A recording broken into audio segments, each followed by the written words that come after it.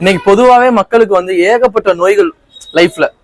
எதை எடுத்தாலும் நோய். காலையில எந்திரிச்சா இதை சாப்பிடலாமா, நைட்டு வந்து பிரஷர் மாத்திரை போடலாமா, இல்ல எப்படி எடுத்தாலும் ஏன் இத்தனை நாள் இல்லாம இந்த காலகட்டத்துல இவ்வளவு நவீன உலகத்துல ஏன் இவ்வளவு நோய்? எப்படி யோசிச்சீங்கன்னாலும் நம்ம லைஃப் ஸ்டைல் வந்து இதுல பிளேஸ் அ மேஜர் ரோல் அப்படின்னு சொல்லி கடந்து போயிட முடியாது. ஏன்னா இன்னைக்கு தூங்கக்கூடிய நேரம் பாருங்க, மக்கள் அன்றாட தூக்கம் 13, அதாவது ஈஸியா 3 மணியை தாண்டி போயிருது. நைட்டு 3 மணி. இப்ப நைட்டு 3 மணிக்கு தூங்குனா எப்படி உங்களுடைய உடல் ஆரோக்கியமா இருக்கும்? உடல் ஆரோக்கியம் சாப்பாடையோ இல்ல உடலையோ சார்ந்தது அல்ல, உணவையும் உடலையும் சார்ந்தது அல்ல, என்னுடைய உணர்வு பூர்வமான உறக்கத்தை சார்ந்தது அப்படின்றத சார்ந்ததுதான் இருக்கு.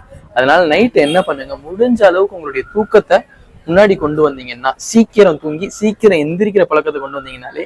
அதனால சீக்கிரம்ன்றது நீங்க நினைக்கிற மாதிரி 12 மணியோ 1 மணியோ கிடையாது.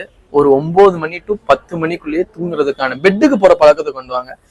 நாளே தூக்கம் வராது, போக போக அந்த டயத்துல உங்களுடைய சிர்காடியன் ரிதம் செட் ஆகி தூக்கம் வந்துடும்.